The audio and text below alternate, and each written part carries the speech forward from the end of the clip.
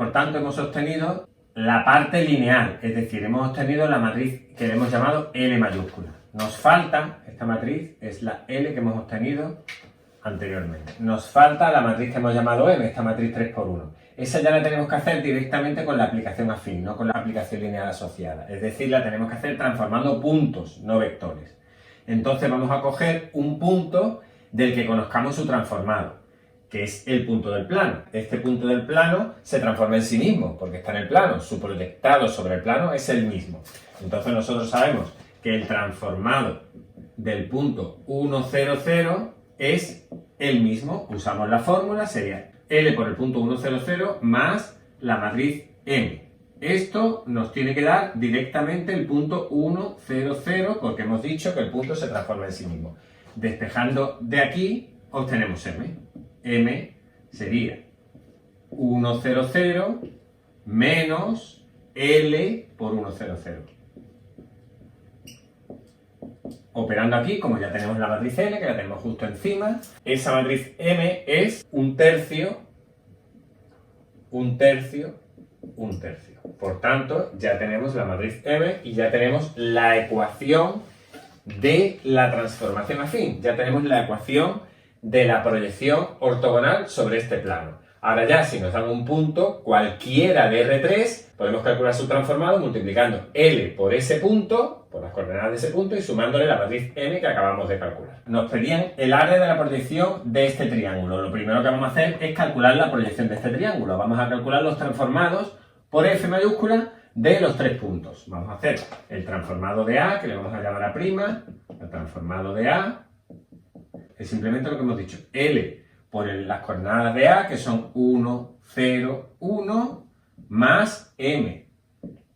L la tenemos aquí y M la tenemos aquí, este es M. 2 tercios menos 1 tercio, 2 tercios. Ese sería el transformado de A.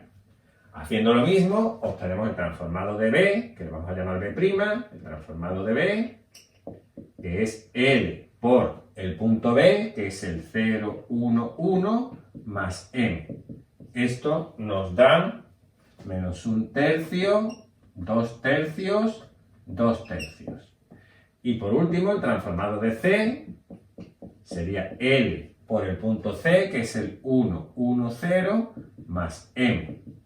Esto nos da 2 tercios, 2 tercios, menos 1 tercio. Vamos a calcular ya el área del triángulo que nos piden.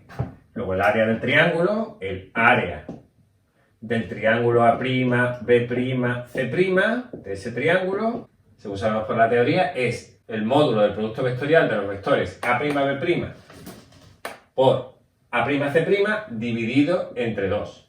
Tenemos que calcular el vector A', B', que simplemente restar las coordenadas de B' menos las de A', que las tenemos aquí, las de A' y las de B', restamos menos 1, 1, 0.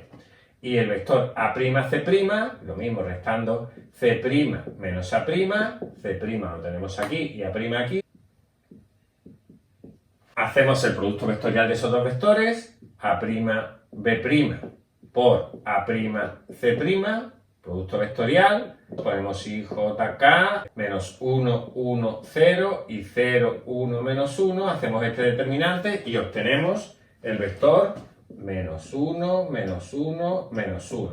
Y ya directamente hacemos el área. Área del triángulo A', B', C', según hemos escrito aquí, es el módulo de este vector, el módulo del producto vectorial, el módulo de este vector, que es menos 1, menos 1, menos 1, dividido entre 2. Es decir, el módulo de este vector es raíz cuadrada de menos 1 al cuadrado, más menos 1 al cuadrado, más menos 1 al cuadrado, dividido entre 2, es decir, raíz de 3 partido por 2.